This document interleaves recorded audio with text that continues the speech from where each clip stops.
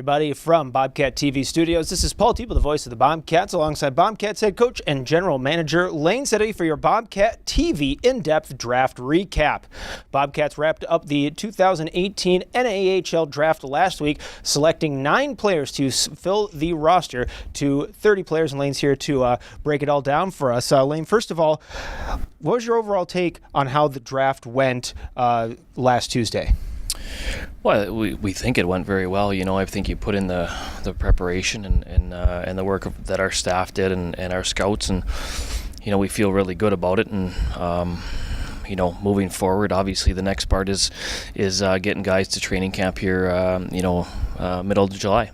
Absolutely, and that's going to be coming up at Wachter Arena down inside the newly renovated Capitol Ice Complex in South Bismarck. Now let's talk about each of the players drafted. The first pick the Bobcats made, number 7 overall, Tim Piowski, forward from Eden Prairie. Tell us about Tim. He's big. He's about 6'2", 200 pounds. He can skate. He can shoot it. He's just a really nice hockey player. So, you know, obviously with our first selection, we needed a bit of.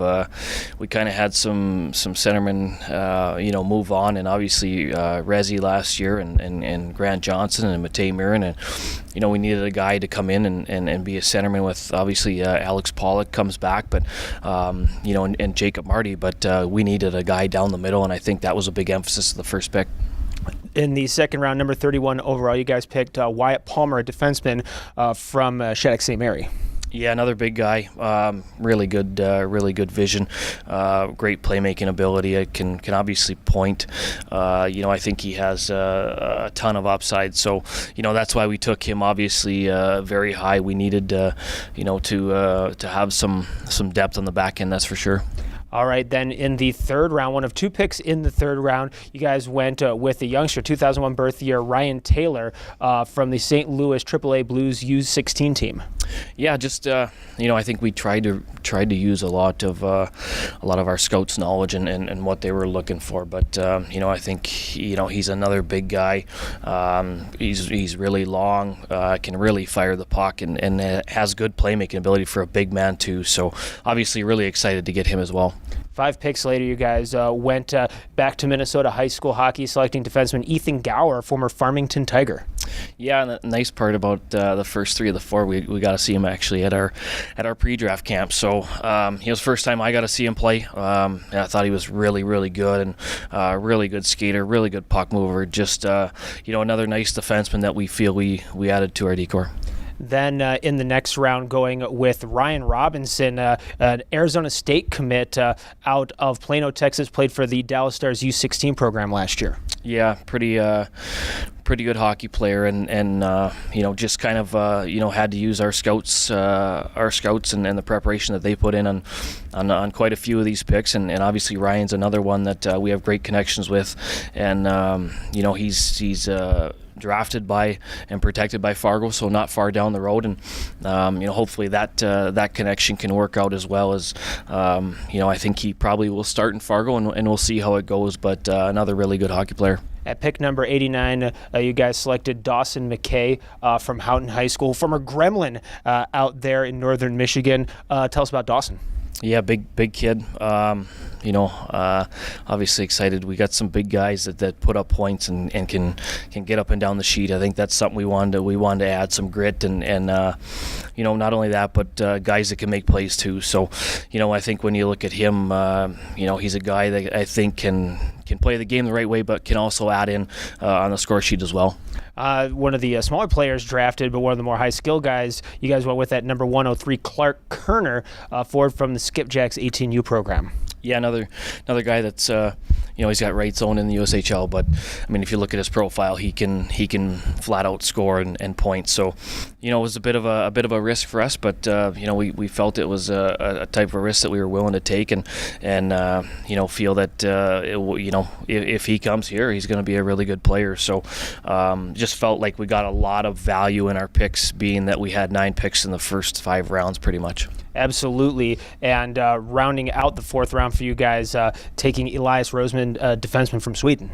Yeah, just a pick that we went off of straight connections with, and hopefully it works out. We obviously heard he's a good player, so just the last 2 picks are pretty much when you have foreign players that are picked, you have connections with the agents, and that's what we rely on them. Absolutely, and that final pick at number 122 overall in the 5th round, Sebastian Hudek, a Slovakian defenseman, and more of that Slovakian pipeline to the Bobcats. Yeah, kind of no secret there. It's his agent is obviously the same as Stacho's and Jasko's. So, it's been a great pipeline for us, and we're hoping that Sebastian is the same as obviously Adam was, and I throw in the name of Patrick Demo as well. So, some great players that we've gotten from that connection. No question about it now. So overall, 5 forwards, 4D, pretty balanced that way, and no goalies.